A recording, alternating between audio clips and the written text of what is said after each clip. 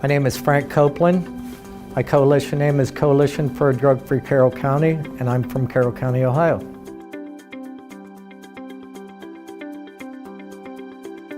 So I want to talk about our problem of practice.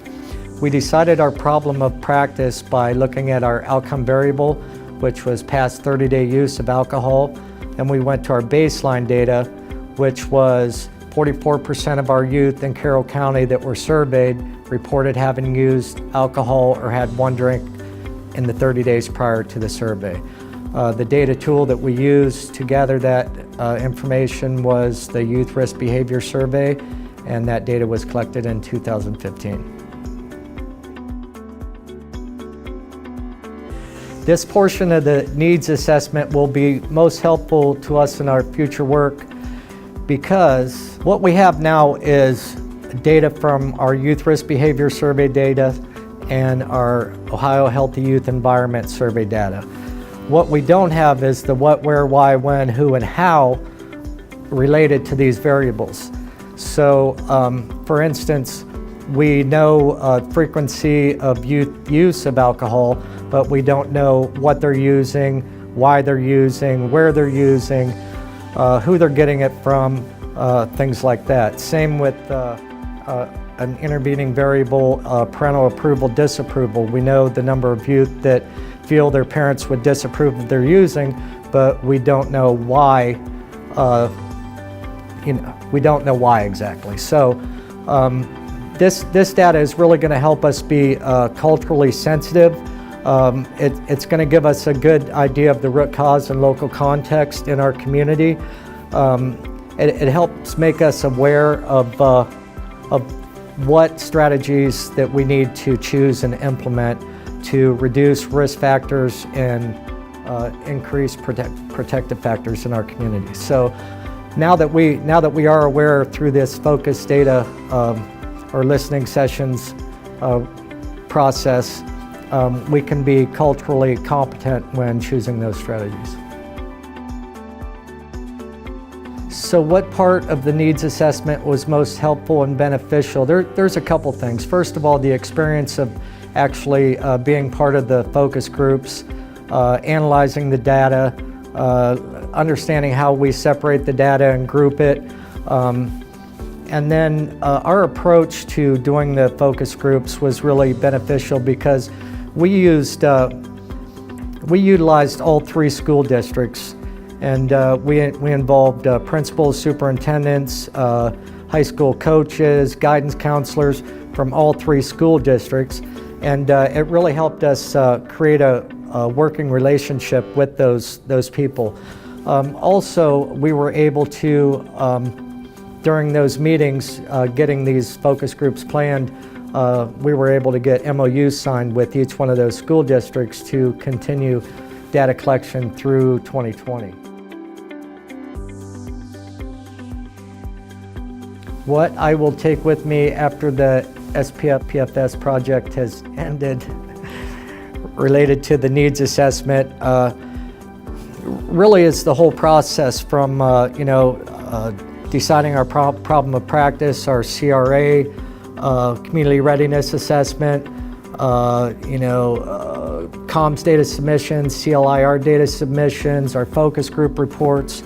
I was a part of all that, so I'm going to be able to take that with me and then again use that in the future. We're already planning to use focus groups to measure the strategies that we put, or test the strategies that we are going to implement. So that's going to be part of our strategic plan map. So, all of this information has been just extremely valuable for us in our community. It's really given us, helped us build a really strong foundation for us to do this work on. I tell you, our community is really blessed to have this opportunity to work with the SPF-PFS. So this part of the needs assessment took me out of my comfort zone in quite a few ways. So of course, I'm novice to this whole approach and process. So, like I think for most people, things that are new and unfamiliar seem to be a little uncomfortable. I can say that even through all that discomfort, I've been able to really understand and see that I have a great team that I can rely on, that I can call at any time for anything. I have a group of project directors that are just wonderful. Of course, OCAM, OSET, Don Thomas from Ohio Moss, wonderful people.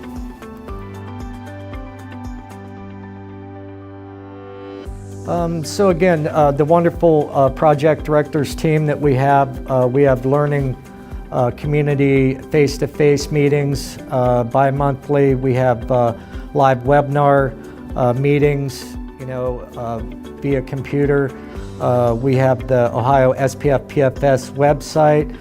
We can go there. There's archived resources there. All of our webinars are taped, recorded. We can go to subrecipients, which is a list of each county or community that's part of the SPF-PFS. There's quite a few of those communities that are working on the same priority substance and population. So we can look at them, what they're doing, where they're at. Again, there's a list for us to reach or contact all of our other project directors. Of course, Ohio Coaching and Mentoring Team. That's a wonderful resource to get help. There's trainings made available. We're going to be going to OPEC. We've done CADCA already. OPEC, Ohio Promoting Wellness and Recovery, CADCA, Community Anti-Drug Coalitions of America. We go to SPECA, which is Statewide Prevention Coalition Association.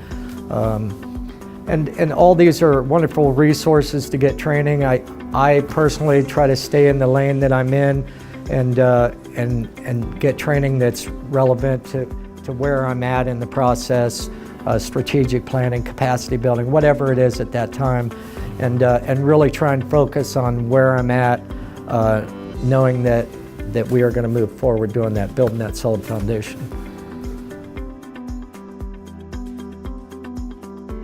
So suggestions I would give anyone new to approaching this topic, SPF-PFS, would be really to understand that it's a very guided process. There is a lot of support from Ohio Moss, OSET, OCAM, again, project directors. I would say plan, be patient, get a pencil with the big eraser, and just take it step by step. It's really a process. This is all totally doable. I know that me personally, there was some fear for me. It was like, how am I possibly going to do all this? I'm telling you, it's all very doable. A lot of assistance in getting this done. So I would say keep a positive attitude. Be patient and know that this stuff is going to happen. It's all very, very doable.